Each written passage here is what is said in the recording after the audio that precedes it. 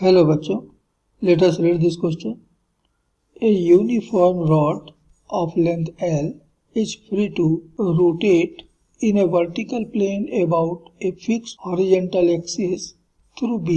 See figure. The rod begins rotating from rest from its unstable equilibrium position. When it has turned through an angle theta, its angular velocity is given by.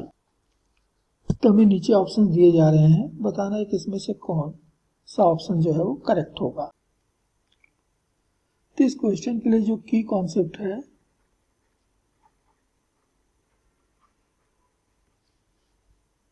वह है law of conservation of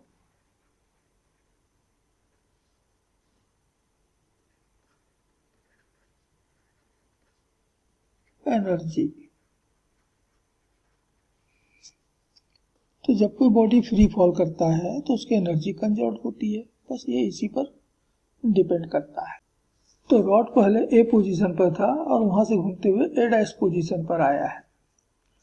तो ए position पर तो यानी B ए position में rod तो rest position में है और इसलिए केवल इसके पास जो है वो पोटेंशियल एनर्जी होगी। तो इसका जो वेट है इसके सेंटर पे लगेगा और इसलिए पॉइंट बी से उसकी जो हाइट मिलेगी सेंटर की ये हो जाएगा L/2 और यहीं से इसका वेट लगेगा mg and therefore initial energy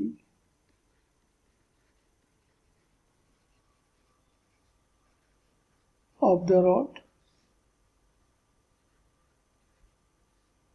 इसको मैं U1 कहूं तो बराबर हो गया mg into L/2 the height. इतनी एनर्जी है उसके पास और वो भी पोटेंशियल एनर्जी के फॉर्म में।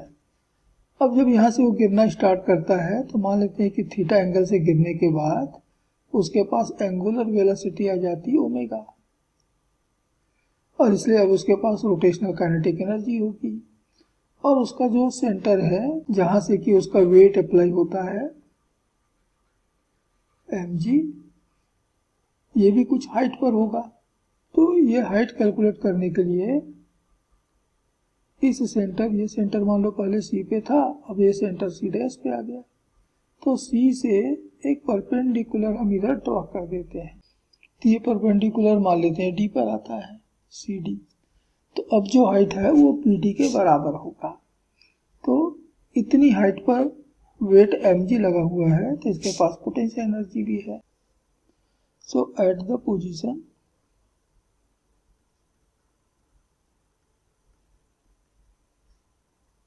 B dash, height of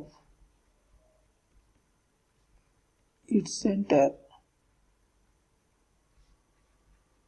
from the point B,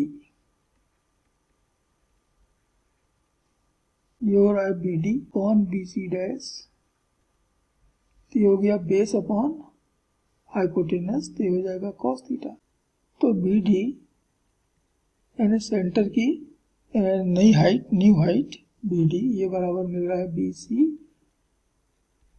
dash cos theta और BC डैश तो है L/2 पूरी रॉड की लेंथ का आधा into cos theta and therefore potential energy of the rod P बराबर mg इंटू हाइट, अब हाइट हो गई L/2 cos theta and rotational kinetic energy.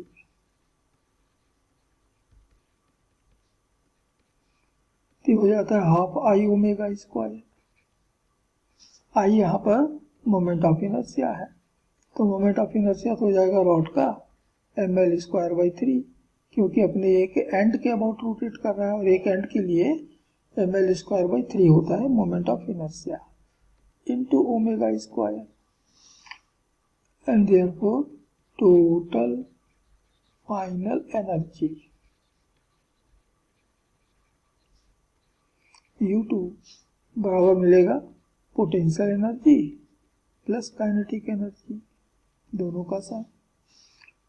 तो हमें U2 बराबर मिल रहा है, पोटेंशियल मिला है, अभी कैलकुलेट किया था mgL/2 इंटू कोस थीटा, और ये मिला है 1/6 ml square omega square. So from law of conservation of energy, final energy U2 बराबर मिलना चाहिए इनिशियल एनर्जी U1 के। तो फाइनल एनर्जी हो गई हाफ mgL cos थीटा, ये पोटेंशियल है, plus 1/6 ml square omega square, ये काइनेटिक एनर्जी। ये बराबर होगा, इनिशियल एनर्जी था हाफ mgL, तो ml तो सब जगह से कैंसिल हो रहा है,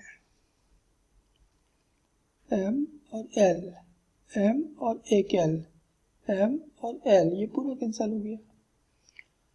तो हमको बच रहा है 1/6 l omega square is equal to, यहाँ से बचा g/2, यहाँ से बचा माइनस g/2 cos थीटा। तो g/2 को कॉमन ले लें तो 1 माइनस cos थीटा, तो g/2 और cos थीटा होता है 1 माइनस साइन 2 साइन स्क्वायर थीटा/2। तो ये 1 और 1 तो हो गया कैंसिल, तो हमको बच रहा है g इंटू साइन स्क्वायर थीटा/2। तो ओमेगा स्क्वायर बराबर मिल गया 6g sine square थीटा/2 upon l, and therefore omega हमको मिल रहा है √6g upon l into sine थीटा/2, and this is answer, final answer of this question. तो चलिए कौन सा ऑप्शन करेक्ट हो रहा है देखें। तो हम देख रहे हैं कि हमारा पहला ऑप्शन, फर्स्ट ऑप्शन ए, ये इसके लिए करेक्ट आंसर होगा, and this is final answer of the question. Hope you understood it well. Best of luck.